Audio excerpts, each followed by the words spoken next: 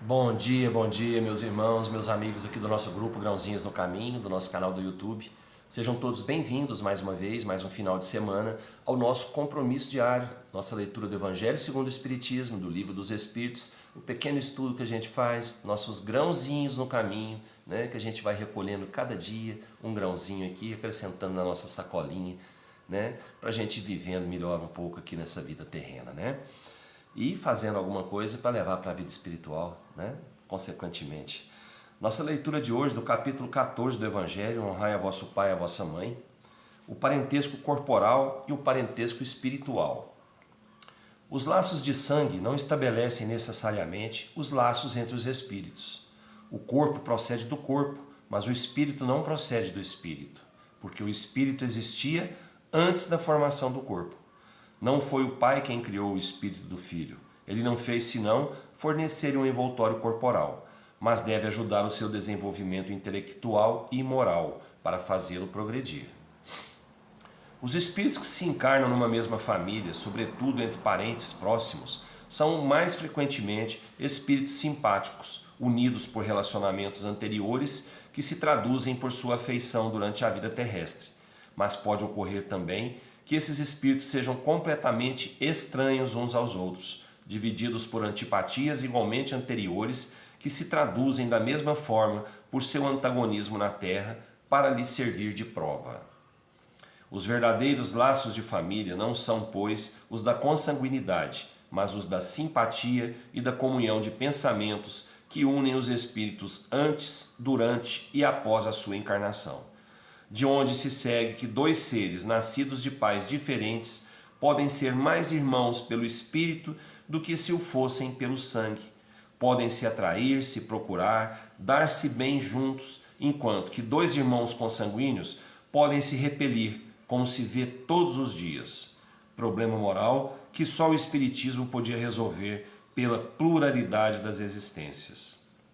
Há, pois, duas espécies de famílias: as famílias pelos laços espirituais e as famílias pelos laços corporais. As primeiras, duráveis, se fortalecem pela depuração e se perpetuam no mundo dos espíritos através de diversas migrações da alma. As segundas, frágeis como a matéria, se extinguem com o tempo e frequentemente se dissolvem moralmente, desde a vida atual.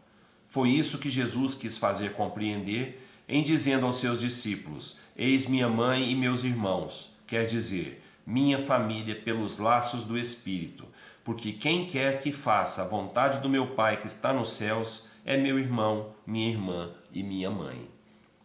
A hostilidade de seus irmãos está claramente expressa na narração de São Marcos, uma vez que, disse ele, se propunham se apoderar dele sob o pretexto de que haviam perdido o Espírito. A notícia da sua chegada, conhecendo-lhes os sentimentos a seu respeito, era natural que dissesse, falando dos seus discípulos, do ponto de vista espiritual: eis meus verdadeiros irmãos. Sua mãe se encontrava com eles e generaliza o ensinamento, o que não implica de nenhum modo que tenha pretendido que sua mãe, segundo o corpo, não lhe era nada como espírito, e que não tivesse por ela senão indiferença. Sua conduta, em outras circunstâncias, provou suficientemente o contrário.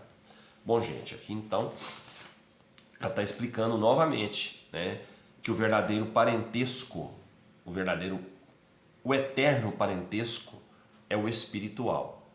É a afinidade que existe entre os espíritos, né? São espíritos que se atraem perpetuamente.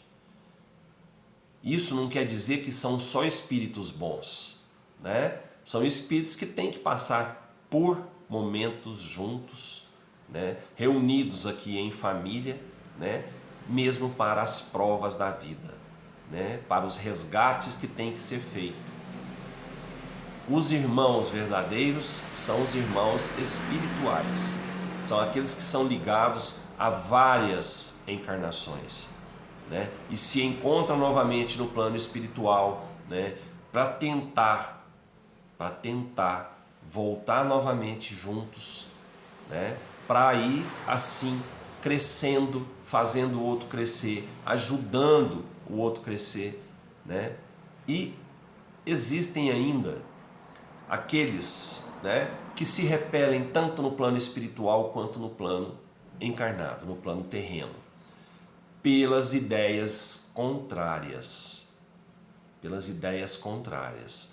a essa repulsão entre esses espíritos. Mas isso tudo um dia vai terminar, porque todos, crescendo moralmente, todos irão se encontrar, se atrair, que as ideias vão ser uma só, né? Vão se fundir todas numa só. Aí sim haverá a formação de uma grande família espiritual, uma grande família que vai perpetuar, né? Para ajudar aqueles que ainda estão precisando, né, de enxergar um pouquinho mais a luz do amor. Essas famílias que existem perpetuamente, né, vamos falar assim, tendem, os espíritos que fazem parte dessa família, tendem a buscar mais espíritos afins.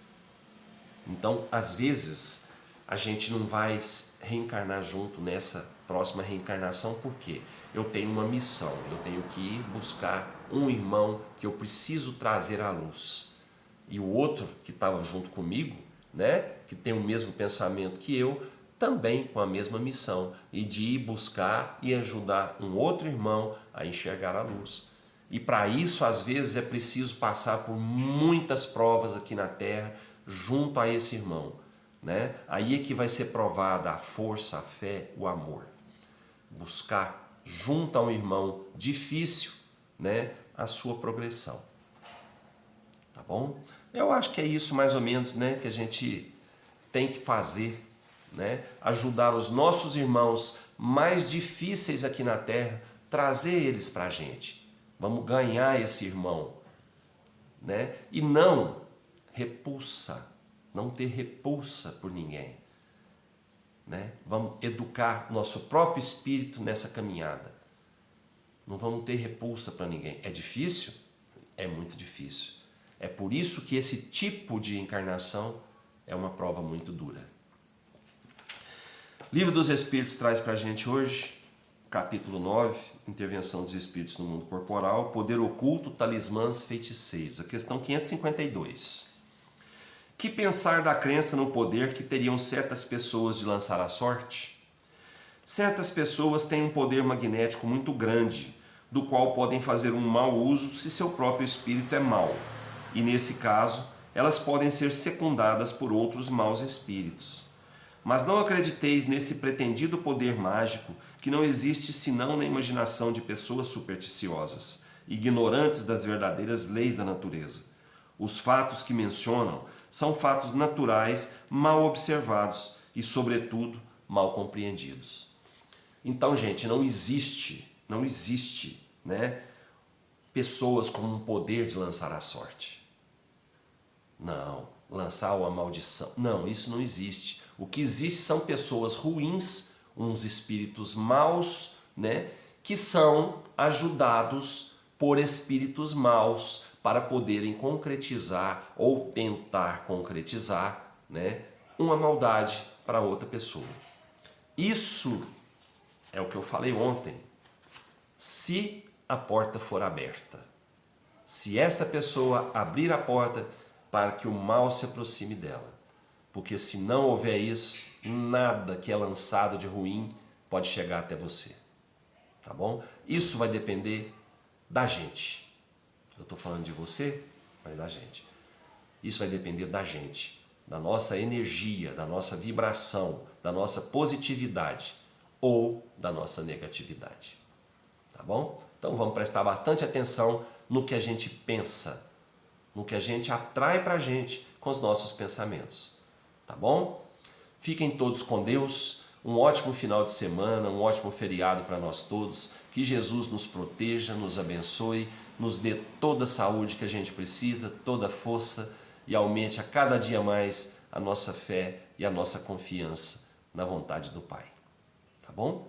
Fiquem com Deus, Até segunda-feira, se Deus quiser, e eu tenho certeza que Ele quer. Beijo no coração.